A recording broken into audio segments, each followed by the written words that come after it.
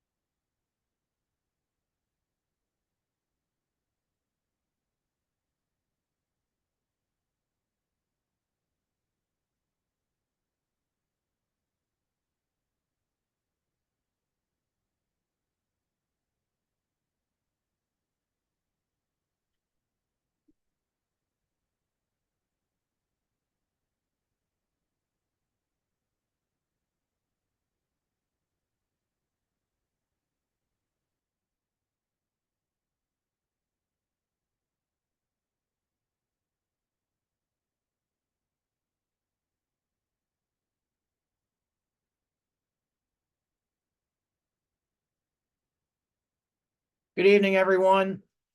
Welcome to the Penn State Alumni Association Fun Night. Go ahead and drop in the chat where you're joining us from this evening. And if at any point you have questions, please put them in the Q&A and do ask that you try to remain on mute throughout the event unless you have a question, just to make it a little easier for everyone to hear. We'll be getting started here in momentarily. Live closed captions are available for this event. You can access them by clicking the closed caption button at the bottom of the Zoom video window and then clicking show subtitle. You may also customize your caption view by clicking the link provided in the chat box.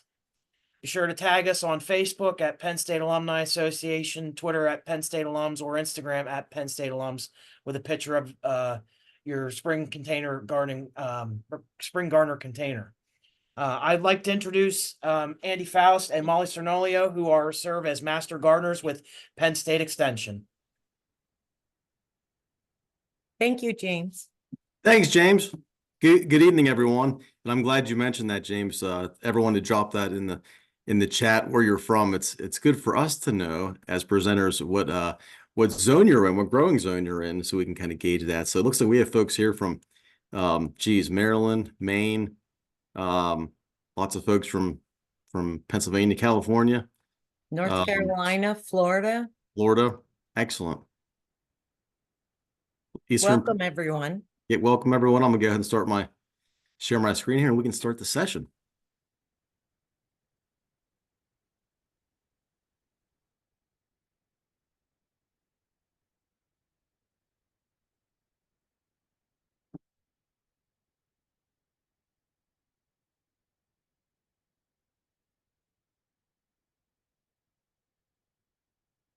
Again, good evening, everyone, and welcome. And thank you, James, for having us back here again. The Master Gardener program is certainly excited to be here tonight and to continue to provide relevant horticulture content to Penn State alum. I'm alumni as well, so it's great to have you all here, and it's great just to see everyone putting in the chat where you're from. So I'd love to see what zone you're in, growing zone wise, and whereabouts of the country you're zooming in from tonight. Again, my name is Andy Faust. I work for Penn State Extension in our horticulture unit. I cover our programs in the Northwest region of the state. Again, I'm also a Penn State alum, graduated from the College of Ag, and live right here in Happy Valley. So you always have friends, Molly and I here in Happy Valley.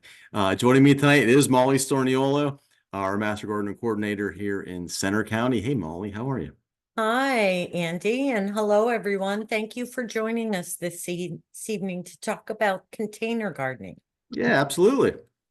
So like Molly said, our focus tonight is container gardening. So before we start, I want to share a little bit more about Extension and the Master Gardener program.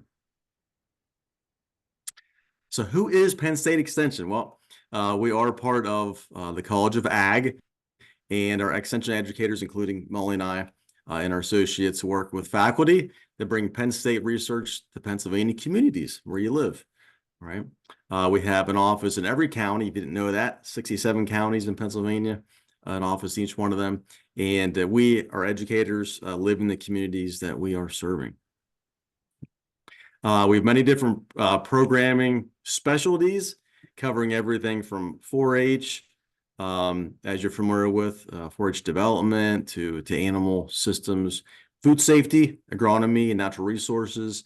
And of course, we are part of I might do that a little bit tonight to get you fired up. We are part of the horticulture unit. And our guiding principle is that we believe all people should have access to science-based education. Now, what is our mission? What's the mission of the Master Gardener program? The Master Gardener Volunteer Program supports the outreach mission of Penn State Extension by utilizing unbiased, research-based information to educate the public and our communities. We focus on best practices in sustainable horticulture and environmental stewardship.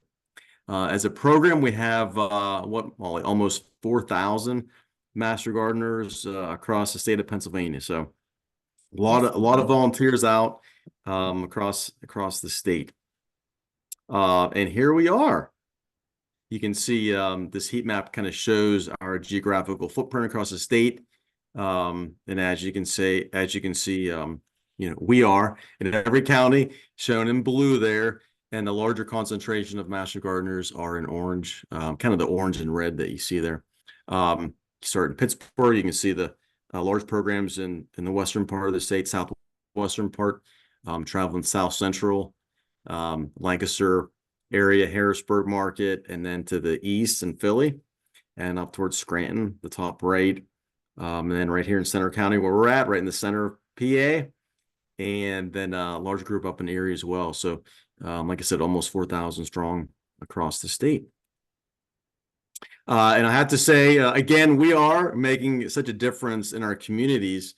Master Gardeners learn, Master Gardeners teach, and we grow with our communities, right? And we educate through many of the things you can see here on the screen, through presentations. We do a ton of workshops, radio spots.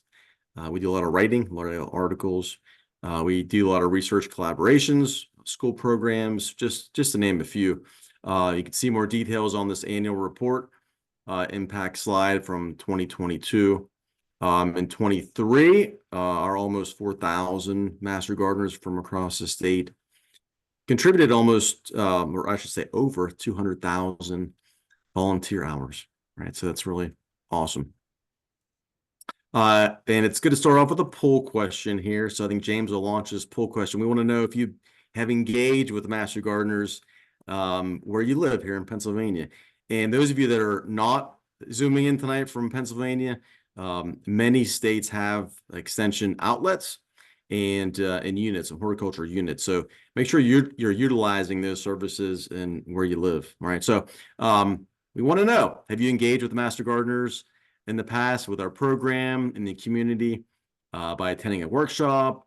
Have you maybe contacted our garden hotline and answered a question? Have you read about our content on the website that we've done? Have you attended a plant sale? Have you joined a Master Gardener webinar? You're attending one now, right? And if you haven't engaged, let us know. So it looks like it's interesting to see this. So far, it looks like we have like 38% of you haven't engaged with Master Gardeners in the past. So it's good to know. That's we have lots more work to do then, right? In the county across Pennsylvania. It looks like we're up to 77% have answered. If you have not answered yet, please go in and you can choose all that apply with this poll. So it's interesting to see the results coming in. And Andy, when you're ready to share them. Yeah. Very interesting information. Yeah, so far we'll end the poll here. Basically have I would say kind of split, 25, 21% have attended a workshop, 20% answered questions, 35% attended a plant sale. So many of you are visiting us across the state, and you can share. Yep, you can also share the results. You can see that. Okay, great. So we have work to do. We got 35% of you that haven't engaged with Master Gardeners. It's good to know, right? So I would be on the lookout for the extension office in your area, and maybe connect with that office and visit the website, get to know the folks there. And if you have any questions pertaining to any of the units that we have or horticulture, feel free to reach out. All right, we'll close this down and move on.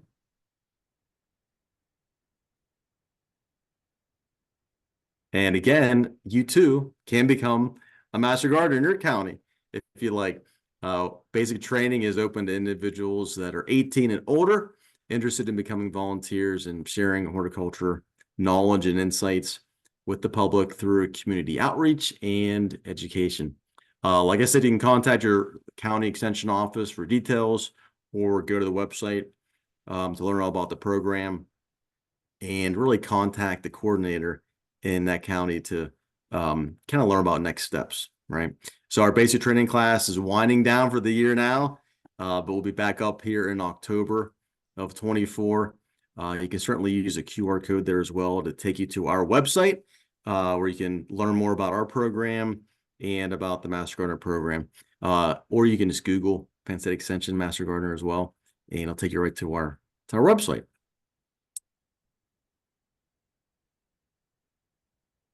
Okay. Tonight, what are we focusing on tonight? We're focusing on container gardening. We want to spend time with you really to help spark some creativity, show you some examples of container gardening, and inspire you to try this at your own residence, right? I also want to focus on best practices in planting a container garden, and then we'll spend some time at the end. If you have any questions, you can certainly plug those in the Q&A, both time at the end to answer those questions and provide some resources for you as well. All right. One more poll question here to learn more about why you're interested in container gardening. Let's launch another quick poll. James, if you can launch that for us, that'd be great. We want to understand your needs. So why is container gardening of interest to you? Tell us why. What is it? Is it because you have limited space at your home? Is it because you have limited time? You press for time? Do you enjoy growing, patio vegetables? Maybe you just want to enhance your outdoor space. Man, that's an awesome thing to do. You'd like to experiment with plants, different types of plants. It's fun. Is it because it's affordable? I don't want to spend a lot of money, Andy, right? Maybe container gardening would fit for this. Maybe I have poor soil. So you can choose any or all with these. Looks like we're almost about 80% or so participation there. Really good. Looks like right now, it looks like a lot of you, 75%, are looking to enhance. You want to enhance your outdoor space, we'll close the poll down and we can end that, James. And then let's take a look at these results for a minute. So 75% of you are looking to really enhance your outdoor space, providing some landscape design techniques, flashes of color, scale, texture. Those are principles of design. I like that. Looks like 50% of you like to experiment with different types of plants. Half of you have limited space. Okay, it's good to know. Maybe you live in a condominium or townhouse apartment, don't have a lot of space, property to do that. Okay, good. What do you think, Molly? Good information to know about the audience here tonight. We'll close that down and we can get into things.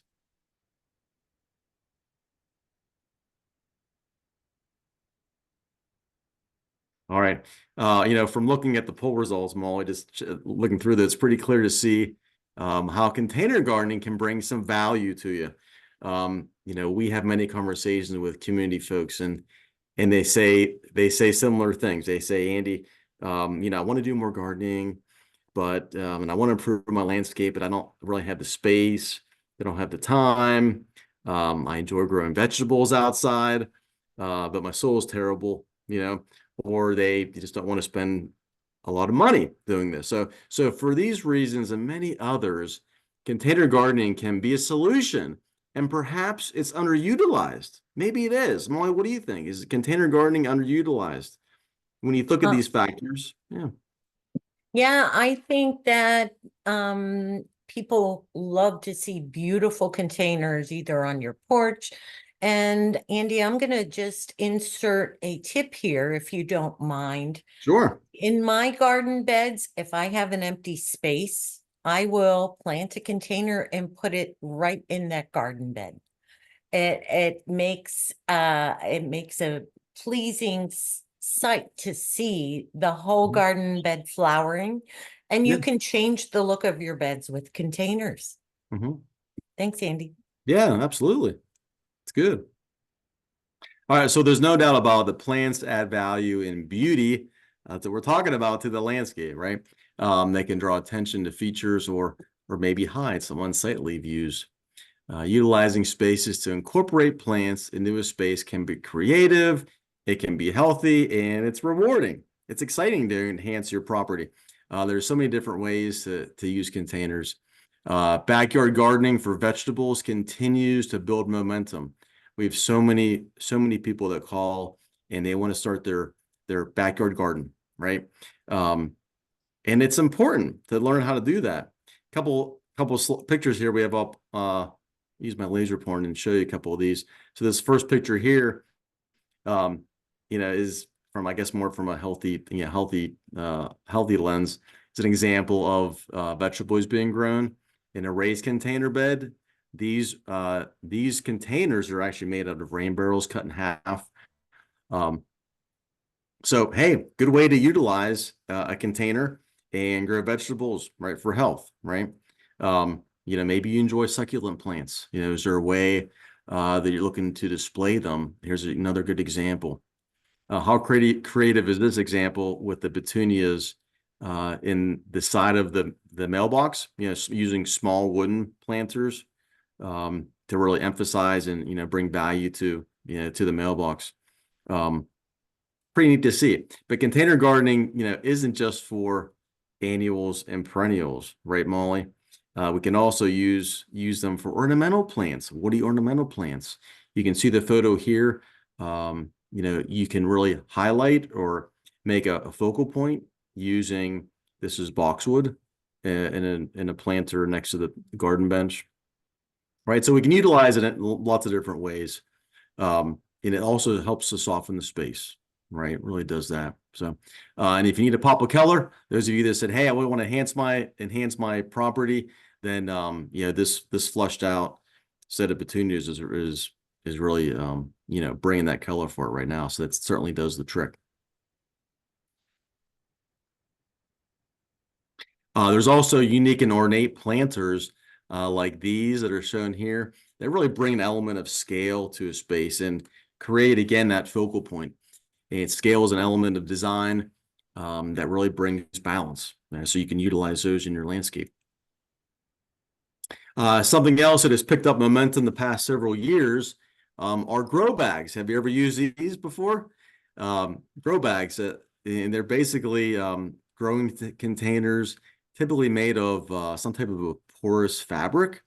And it offers some advantages from portability to crop rotation, right? So harvesting vegetables can be easy, and the bags can be placed, just about really anywhere. In the past, 5-7 years or so, they've really gained some popularity from home gardeners, improving on their predecessors, the empty plastic or burlap bags. Molly, have you ever used that before? But this is kind of like up the ante as far as using the grow bags. The grow bags are a little more rigid. They're available in many sizes and allow for really excellent drainage. And they make it easy to grow flowers, vegetables, and shrubs in small spaces. It makes good sense and can be an excellent alternative, for all kinds of urban gardeners. Those of you that are here tonight that are in an apartment complex or condominium, with smaller yards. Like I said, apartments, condominiums, you can grow your fresh tomatoes, peppers, or perennials, right on your patio or your deck, right, and kind of enjoy it for all season long. And essentially, you can relocate your garden.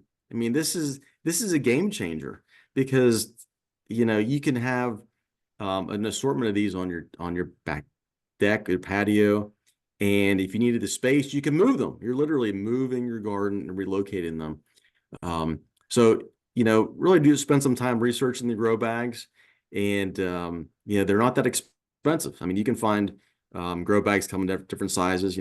2-gallon, 5-gallon. You can even get them up to 15-gallon, which is really big.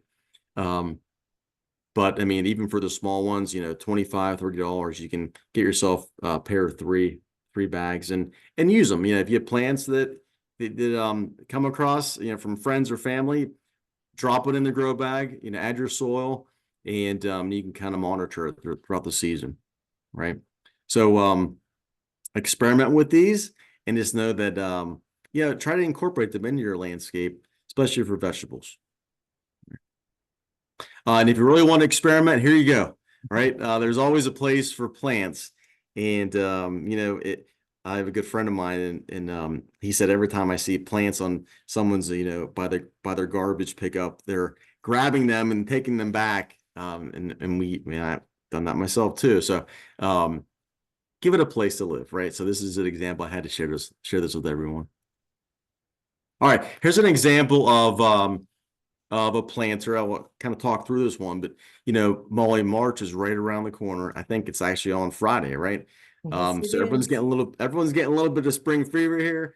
Here's an example of a planter that was purchased in early March. This is back in 2020 from a colleague of ours in Philadelphia. It was purchased at a garden center of a local box store, and it's an example of companion planting. Okay, so companion planting, it's a practice of growing several types of crops or plants near one another to enhance, could be to enhance crop production, and make better use of the space. I like to use it just to make better use of the space. But you can plant fruits or vegetables with flowers, herbs or other vegetables, other herbaceous vegetables. It can provide several valuable natural resources to the garden or to that space. The scents and the bright colors of whatever you're planting can oftentimes repel and confuse harmful pests that might be coming into your property, right? And also can attract beneficial insects, including pollinators. Okay, so it's really fun experiment with companion planting. In this example, we have daffodils, right? In the backside, we have cauliflower vegetable. So we have a perennial here, bulb, the daffodils, cauliflower, violas, which are the pansies. All pansies are violas, not all violas are pansies, if you didn't know that. But this is an example. So we have 3 different plants in here. And let's see how this progresses over time. I want to show you this. So look at this transition. So that was in early March, that was planted. May 11th, you can see that the cauliflower is getting larger. It's actually coming out the side of the planter, right? And by the end of May, you basically have something that you can eat. Okay, so I think it kind of says a lot of this picture says a lot. You know, we have a small space, a small planter, and it was bought at the box store, the local landscape store. It was already planted, and look what came out of this. You know, you have beauty, and maybe it's more than just beauty, right, Molly? I mean, maybe it's something that you could have for dinner. So think about that. I mean, how can you incorporate containers for beauty, but also maybe plug in some vegetables in there? Well, why not, right? Do some companion planting and, you know, experiment with that. Why not? It might be a great addition to your lunch or your dinner. All right, let's take a few minutes and go through so 5 keys to container gardening success.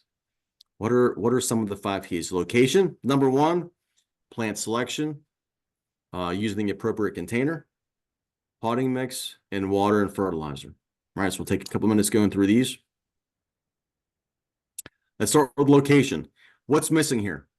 What's missing from this photo? Take a picture, take a look at the full sun and the part shade. It's the sunlight. We're missing a lot of sunlight here, and it matters. And so often we get calls and someone says, oh, this is not growing great. And so Molly, right, we ask them, how much sunlight are you actually getting? Do you know?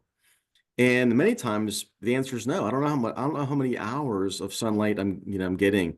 So if you want to take your plants, your planters, your container plants from, good to great, be in the know of the light requirements, right? Do your research, identify the plant needs, right? And always ask yourself, where do I want to put my container? And what's the sunlight conditions, there? How many hours? Full sun is 6+ hours. Part sun's 4 to 6. Part shade is 2 to 4. And shade is less than 2 hours per day. All right. So make sure you know that. Do some research. Walk outside, look at your space, and time it. See how much sunlight you're actually getting. Right, sunlight's really important. Next is plant selection. When selecting plants, it's often beneficial to have a theme in mind, right, Molly? You want to have a theme for your container, and maybe the theme is color, and maybe it's or maybe it's a type of plant that's the theme. A container could contain ornamentals, it could contain succulents, herbs, vegetables, or other types of plants. But the most important thing, no matter the theme, is to select plants that require similar growing requirements, right? And how would you know that, Molly? How would you know the growing requirements of the plant? I would read the tags. Read the tag, yes. Make sure you read the tag. So make sure you spend time doing that. A succulent, say, it cannot be planted with a water-loving plant, and a plant that requires full sun can't coexist in the same container with a shade-loving plant. So make sure you understand that. Do your research, read the labels, and make sure you're selecting the proper plants. All right, here's a couple examples of annuals. Annual plants, pansies. You could plant some vegetables in there. Maybe do some Swiss chard, broccoli, lettuce, peas. So a couple examples of spring annuals that you could plant. In the example I showed before, we had daffodils in there, and spring bulbs. So you could incorporate those, daffodils, tulips, bluebells are great, phlox, incorporate those in your containers. Right. Third thing is containers. So a container should be, just remember this, a container should be able to fit the root system of the fully grown plant that you intend to use. So think about that. Do you know how big the plant's going to get? Make sure the container is going to be able to fit the root system as the fully grown plant. Larger plants and, or plants that need more rooting space, therefore a larger container is required. But the biggest pitfall I've seen is not having a drainage hole. I'm always going to talk more about containers here in a little bit. Got to have a drainage hole in the bottom. Potting mix. Number 1 rule, don't use topsoil. Why shouldn't you use topsoil? Couple things. first off, if you're using topsoil, you're probably not going to have great drainage from the pot, right? Especially depending on where you live. If you have a high clay soil versus a silt, it's not going to drain well, right? And you're going to have problems with your plants, right? So use a soilless medium, a premix that contains a blend of several materials such as bark, composted bark, perlite, vermiculite, coconut coir, good, and then you can add 50% compost, right? So just make sure you're using a soilless media, right? It's really important. And of course, water and fertilize. Okay, so you can add a slow release fertilizer at the planting time. That's usually a small pellet or a prill. And then once it's established, then you can go back and use a water soluble fertilizer, typically at 4 to 6 weeks afterwards. And just be sure you're checking the water daily, depending on your sun requirements. Okay, so this is just for comparison use, not an endorsement of Miracle-Gro, but it does work very well.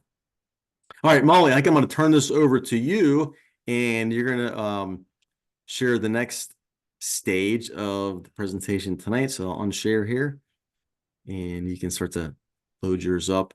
And again, if anyone has questions here, go ahead and enter them in the Q&A. We'll have some time with Dan to answer some questions. So hope that helped kind of stir some creativity for your containers, and maybe give you some ideas for this upcoming season with grow bags. So Molly, go for it. Thank you, Andy. Hello, everyone. I'm Molly, and I'm so happy to be here with you this evening to talk about container gardening. Let's look at location first. If I were going to put a container garden on this porch stoop, there are a few things that I would like to note. We can see that it's got part sun, part shade due to the overhang of the roof. Also, there is a bit of overhang from the dogwood tree. That's going to cause more dappled shade. And it is somewhat protective. We can see there on the right, there is a shrub. So it may be somewhat protected from the winds.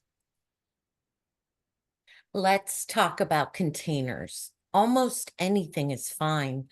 As long as it has a drainage hole, as Andy mentioned, you can see there in the top right picture of the drainage hole. There are many options to purchase containers, from inexpensive to fancy. I have a chart on the next page that will compare some options. Or you can consider using unusual things that you have around the house. I have seen old boots. Don't throw them away. Drill a hole in the bottom and plant them with some small plants.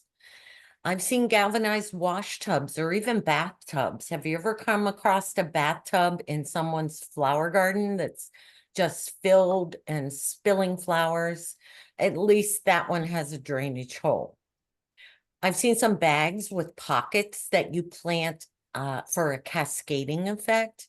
And also I've seen kids' toys like the big Tonka trucks planted with flowers. It's very interesting. Containers can be reused from year to year. If you plan to reuse for a new planting, it's best to remove any of the old plant debris and or the media that was in that pot. Wash it with a 10% bleach solution and then rinse it thoroughly. This will sanitize it, reducing the potential spread of disease or insects. So here's my chart, comparisons of common containers. This has a lot of information, but it really shows the difference of each type of container. There are many to choose from, and you want to know how that container is going to treat your plants and how it's going to contain your plants, right? So just looking at a couple popular ones, the plastic ones, of course, are very lightweight. They're easy to find. You can find lots of shapes and sizes and colors, and they last pretty well. Maybe not as long as some of the others because they do break down over time. They may not have drainage holes. You want to check for that. And also plastic pots are very light. They can blow or fall over easily, and the colors can fade in the sun. Looking at terracotta, that is a medium to heavyweight pot. It's easy to find, fairly inexpensive. And what's fun about these pots, you can decorate them, give a kid some markers and paints and have them decorate their own flower pot and plant their own plants in it. And that's a great way to teach kids about gardening. Terracotta pots can require more frequent watering. Terracotta is porous, so they will dry out quicker. So giving you a little time to look over this chart. If you want to come back and view it again, we can do that. And you want to pick the right container. Using the right pot size can mean the difference between having thriving plants with lots of room to spread their roots and struggling root-bound ones that can't reach their full potential. A traditional 10 to 12-inch flower pot can hold 3 to 4 annuals of average vigor. Now, what does that mean? Think about geraniums, verbena, calibrachoa. These are plants that just have an average root mass. Extra vigorous plants, which a 10 to 12-inch container can hold 2 of, are things like the dragonwing begonia, the supertunias, colas. They all have large root systems. Or you could put a 1-gallon potted perennial or shrub in a 10 to 12-inch pot. A traditional 14 to 16-inch flower pot you can fill with 4 to 6 annual plants of average vigor, 3 extra vigorous plants, or a single 1 or 2-gallon potted perennial or shrub. And looking at the 16 to 20-inch flower pot, you can fill it with 6 to 8 annuals of average vigor, 4 extra vigorous plants, or a single 2 or 3-gallon potted perennial or shrub. For shrubs, you want to select a pot that holds at least 3 gallons of soil or potting mix.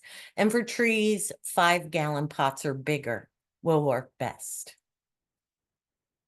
So plant selection, you may have heard of the term thrill, fill, spill to best fill a container. Think about the growth of each plant. Height and width. Information can be found on the plant tags, which you always want to read. If you're using bulbs, spring bulbs are usually short-lived and may fizzle out during the growing season. Will the other plants fill in on your container, or can you pop another annual plant in there to fill the space? There's a suggestion on here to choose something edible. I am personally fond of putting herbs in containers.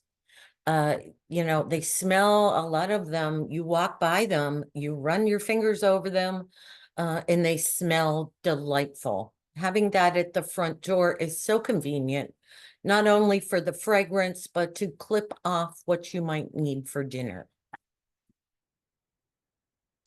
So going back to the thrill, fill, spill concept, looking at this drawing, we can see each element in the line drawing. The tall grass as the thriller grabs your attention and draws your eye. A thriller is the main focal point of the container. It might be the tallest plant, it might have the largest or showiest flowers, or have interesting foliage. It should draw the most attention out of all the plants within the container. The filler, and I can't see what the plant is in the drawing there in the middle, but if it were me, I would probably put the coleus in there. And you can see coleus on the right side, I think in both containers. Yeah, you've got coleus there in both containers as fillers. They're beautiful many colors of a plant that really is leaf is the showstopper. It has nondescript flowers, but the leaves are beautiful. The spiller usually has more dainty flowers that the thriller, or I'm sorry, more flowers. The filler has more flowers than the spiller or thriller. If it has any at all, it's shorter than the thriller, but may not trail over the sides like the spiller. The filler is the unifying presence of the container garden and supports the other two elements. Then the trailing petunias that you see in the sketch finish the look with graceful cascades as the spiller plant. Spiller plant is a plant that spills over the edges. The foliage drapes over the side of the container and it really softens the look. These plants elongate the overall appearance of the container garden and balance out the height of the thriller. Many spillers have flowers, but they tend to be simpler or smaller than the thriller. They're typically planted along the front and sides of the container garden. Even in this middle sketch, you can tell this container would be aesthetically pleasing. And planting your containers, depending on the location of your container, you may want to organize the plant so it will be visually pleasing from all sides, as in figure A. Now, you want to note that you will need to spin this pot or this container to keep the growth even. If it's against the backdrop, as in figure B, you can plant it so the plants are facing the front of the container. Plant selection. Your local nurseries will usually have more knowledgeable employees than most box stores. I'm not dissing any box stores, but nursery workers will often be more knowledgeable because they are working with those plants every day. Inspect the plants when you're purchasing from anywhere. Sometimes pests and diseases may slip through their inspections. And of course, you want to shop at Master Gardener plant sales. Most counties here in Pennsylvania and probably throughout other states have plant sales to extend horticulture outreach to the public. And it's also a fundraiser to support educational outreach in our counties. This is a picture of the 2023 plant sale here in Center County. Sun requirements, and it cannot be repeated enough to be sure to read the tags. Be sure what you're planting has compatible light and water requirements. If you're adding a vegetable to your container, you will need probably full sun. So here are the final choices for a container planting. They chose the daffodils for height, parsley as a filler because it is edible, and the viola or pansy, and alyssum, which has small clustered flowers for color. Hardening off is the process in allowing a plant to transition from a protected indoor or greenhouse environment to the harsh outdoor conditions of fluctuating spring temperatures, wind, and full sun exposure. And your potting mix. Use regular potting mix. Some potting mixes are labeled for containers. Never use soil dug out of your ground, especially if you're here in PA where Andy and I are. We have so much clay. You want to mix the soil with compost if you can to add some nutrients. And don't fill the container all the way to the top. You will need room to add the plants. A slow release fertilizer is recommended for the top 3 inches. So it's time to plant. Planting is messy. Newspaper is a good way to protect your surface. And what I do, I have an old flannel back vinyl tablecloth. And that is my planting tablecloth. I'll spread it out on the lawn. I'll spread it out on the porch, wherever I have to be, maybe in the garage on a rainy day, and do my repotting and planting new plants on that tablecloth. Some planting tips: work the roots loose with your fingers, or you can score them if they are pot bound and circling. As you can see in the middle picture here, breaking some of the roots will not hurt the plant. It's going to be sad, and that's okay.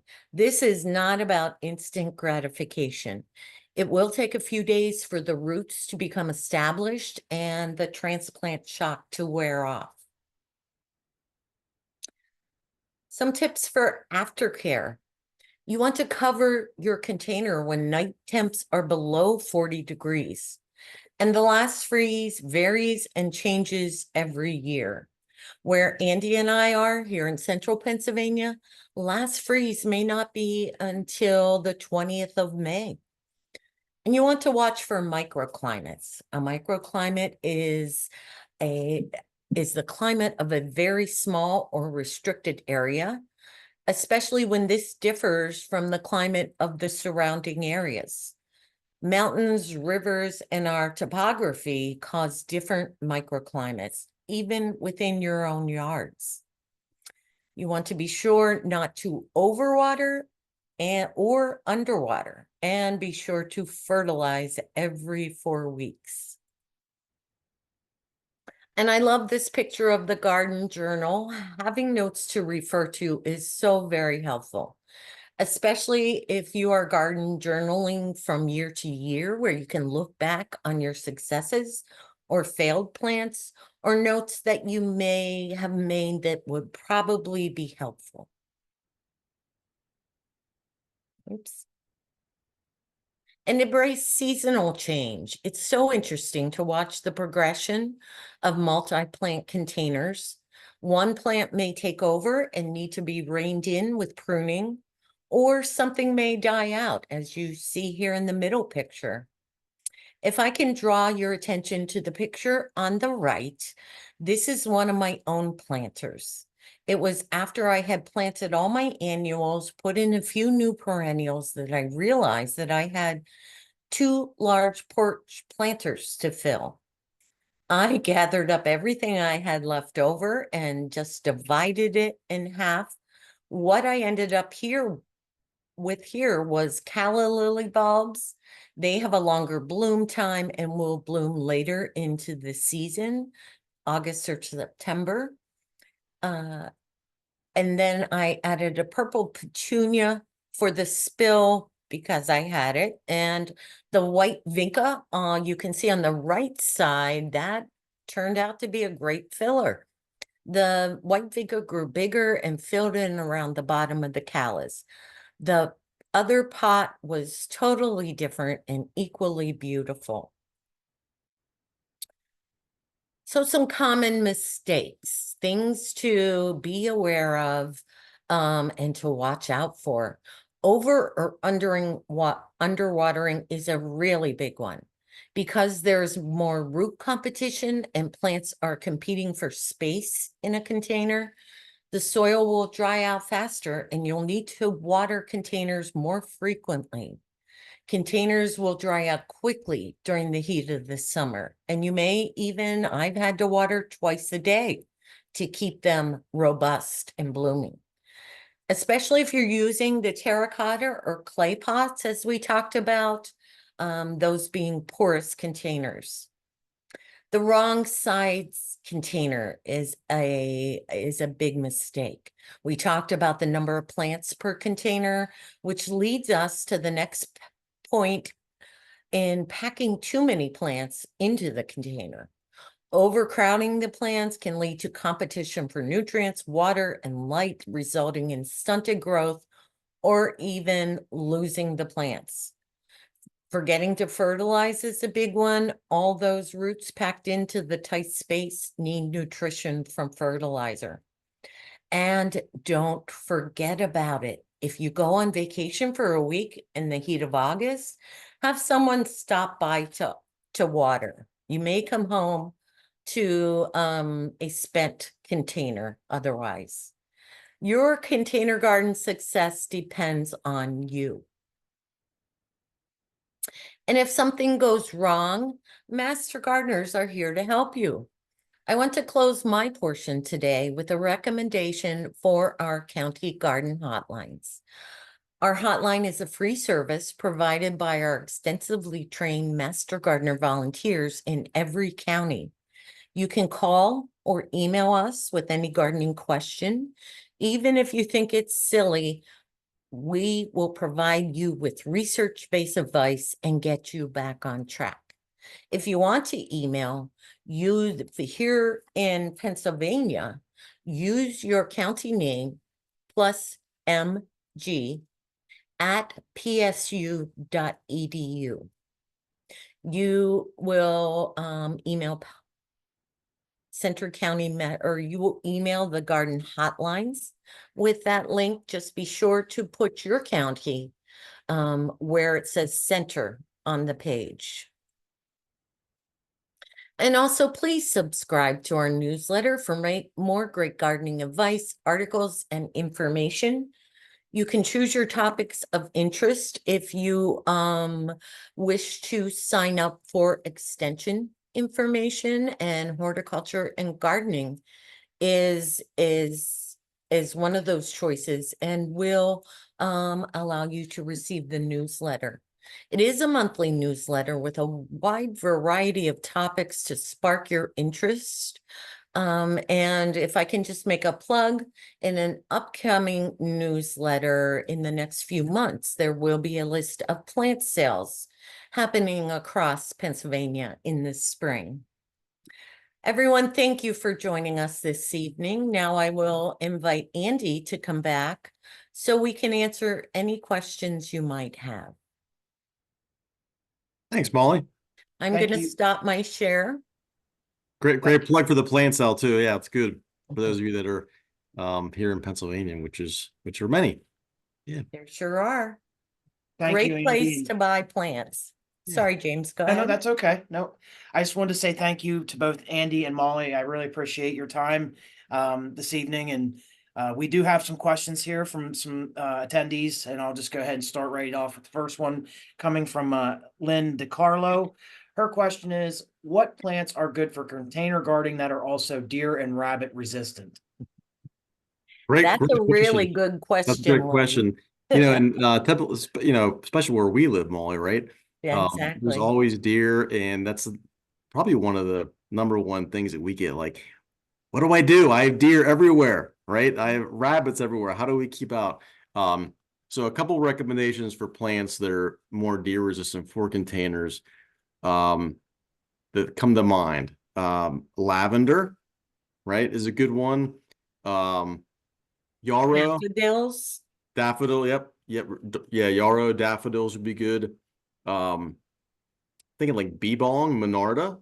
Yes. Bee balm, monarda. Anything with a strong scent, anything in the mint family, which should only go into containers. We didn't talk about keeping invasive plants in the containers, but any thing with a strong flavor, deer will avoid. And I'm gonna say that with the caveat that if deer are hungry, they will eat anything. They will eat the, spiky holly if they're hungry. Yeah, that's a good point. You know, if they're hungry, they're gonna eat.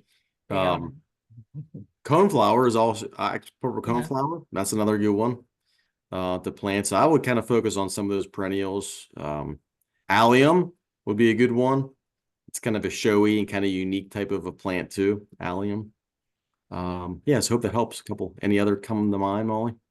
Well, I was just going to say that I have had deer eat every lily bulb that I planted. where I am. So there are plants that you can avoid. And again, look at the tag, because if it's deer resistant, it will say so. Mm-hmm. Yeah. Good. I think hopefully that helps you. Yeah. Good question though. Excellent. The next one coming in from Steve. I don't know if this is necessarily a question, but he kind of commented that have guests from outside Pennsylvania, by chance, would you know if other states have master gardener programs?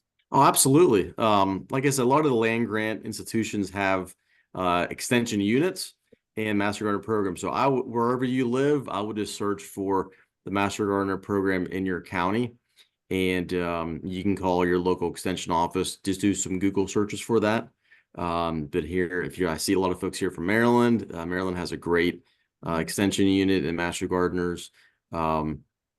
Virginia, I see, is on the call. Virginia's got a great Right. program. Ohio does. Those of you Florida does. Florida, Yeah. New York, Cornell, North Carolina.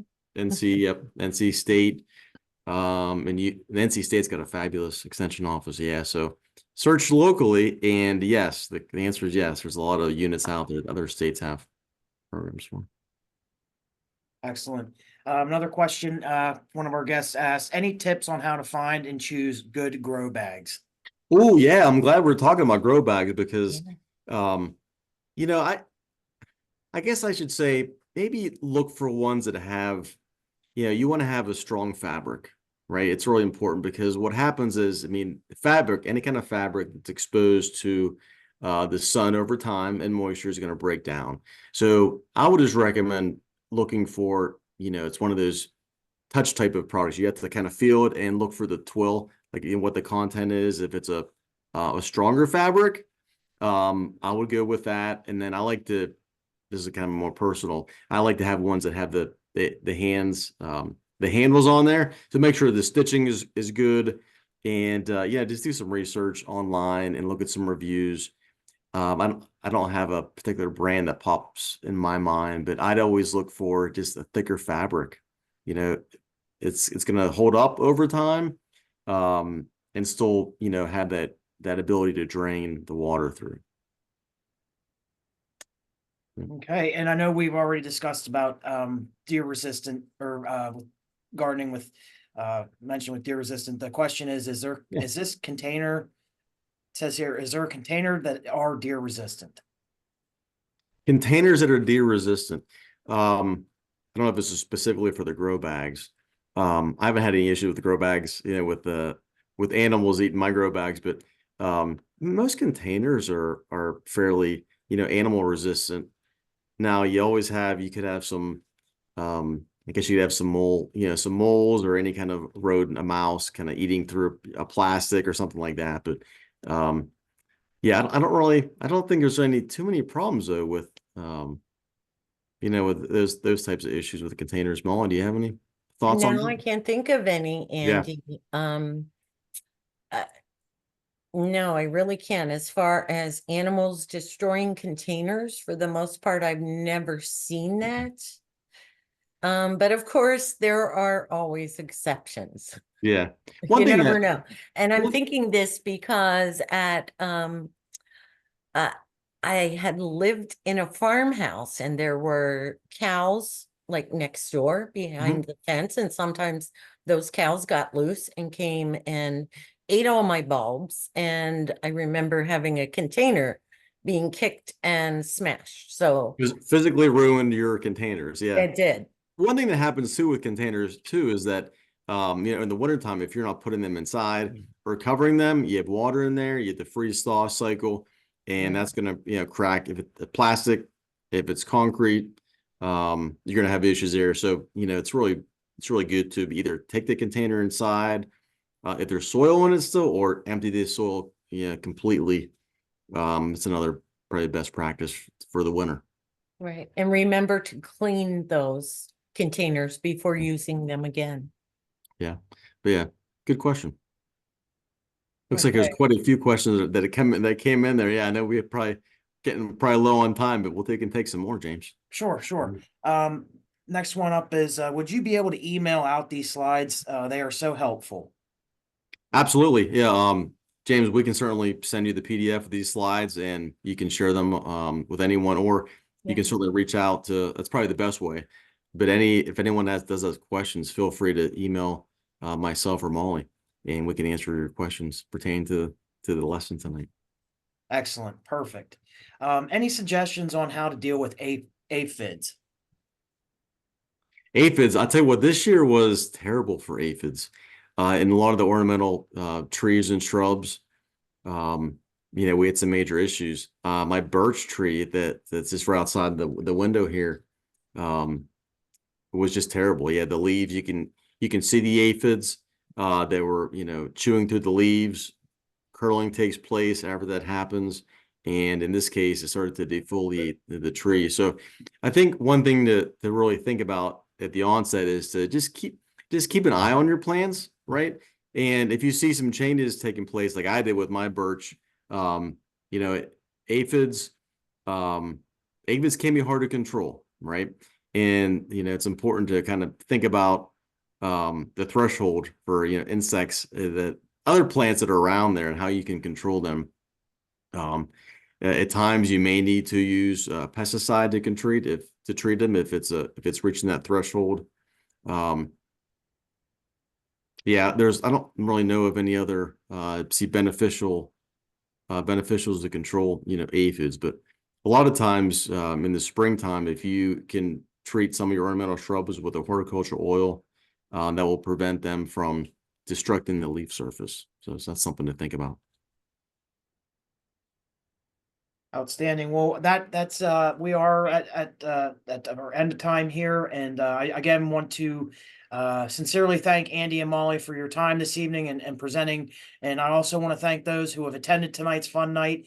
Again, if you have any further questions, I posted in the chat Andy and Molly's email address. And then also this presentation has been recorded, so it will be archived on the Penn State Alumni Association website. So please stay tuned for that.